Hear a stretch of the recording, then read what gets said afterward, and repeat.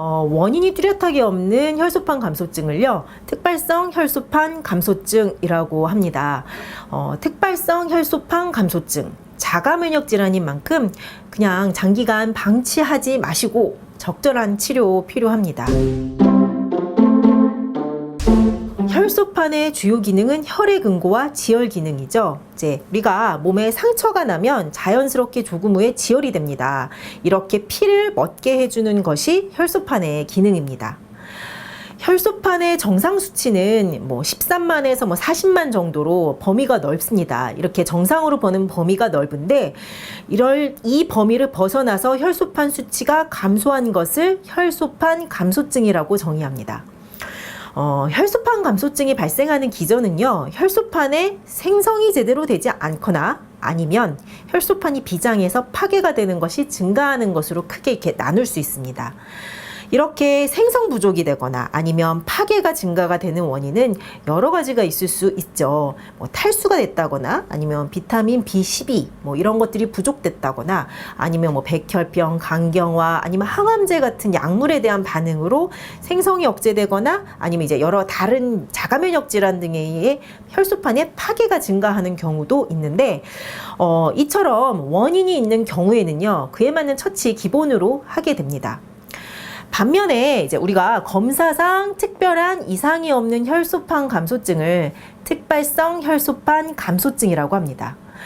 특발성 혈소판 감소증은 보통은 확실한 자각 증상이 없죠. 보통 일반적으로 코피가 잦았다거나 양치질을 할 때 잇몸 출혈이 잘 생겼다거나 아니면 이제 여성의 경우에는 자궁에 특별한 문제가 없는데도 생리기간이 길어지거나 자궁에서 부정 출혈이 자주 발생하는 것 이런 것들이 있는데 보통은 이런 증상을 심각하게 생각 안 하고 지나치다가 어느 날 이제 우연하게 혈액 검사했는데 혈소판 수치가 떨어졌다, 감소했다 듣고 나서 생각해 보니 내가 이런 출혈 증상이 있었구나 하고 인지하게 됩니다.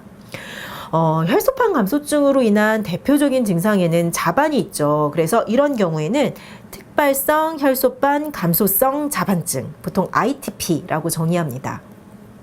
자잘하게 붉은 반점, 점상 출혈이 일어날 수도 있고요. 피하에 이제 자반이 넓어지면서 보라색으로 반상 출혈이 나타나기도 합니다. 혈소판 감소증이 없는 회노실라인 자반증이 주로 다리, 하지 위주로 발생하는 반면에 혈소판 감소증으로 인한 자반증은 하지뿐만 아니라 이제 체간이나 상지에도 좀 더 동시다발적으로 발생할 수 있습니다. 이제 혈소판이 감소해서 지혈이 안 돼서 발생하는 자반증이기 때문이죠.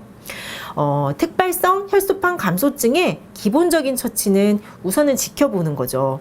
보통은 심각한 기준을 2만 정도로 보는데 그 이상일 경우에는 우선 지켜보자 라고 하는 것이 기본 처치법입니다. 그리고 만약 2만 이하로 이제 급격하게 뚝 떨어지면 스테로이드, 면역 억제제, 면역 글로불린 투여 고려됩니다. 소아의 경우 특발성 혈소판 감소증은 보통은 감기 오래 앓고 난 후나 아니면 이제 면역력이 떨어지면서 자주 호발하는데 소아는 성인에 비해 잘 먹고 잘 쉬면 보통 이제 4주에서 6주 이내에 호전되는 확률이 높습니다. 반면에 성인 특발성 혈소판 감소증은요, 조금 더 장기적으로 이어지기도 하기 때문에 주의해야 합니다. 만성적인 특발성 혈소판 감소증, 자가 면역 질환입니다. 이런 경우는 스테로이드, 면역 글로불린 사용하면 혈소판 수치가 확 회복됐다가 중단하면 다시 훅 떨어지는 반응을 반복합니다. 그러면서 이제 이렇게 장기간 반복하게 되면 최후에는 비장절제술 고려되기도 하죠. 이제 어느 질환이나 그러하겠지만 특발성 혈소판 감소증도 상태를 잘 파악하는 게 중요합니다. 보통 혈소판 수치가 2만 이하로 악화되지 않으면 적극적인 치료하지 않는데 만약 이제 혈소판 수치가 점점 봤을 때 감소하는 패턴이라면 2만 이하까지 떨어질 때까지 기다리지 마시고요. 그때 기다렸다 스테로이드, 면역 억제제, 면역 글로불린 치료하기보다는 그 이전에 한의학적인 치료 통해 하면 조혈 기능을 회복해서 회복이 가능합니다. 물론 급작스럽게 2만 이하로 뚝 떨어지는 경우라면 스테로이드나 면역 글로불린 치료 필요하지만요. 이런 경우에도 수치가 만약 회복됐다가 다시 떨어지는 상태가 반복되면요. 이때도 한의학적인 치료 병행하는 것이 필요합니다.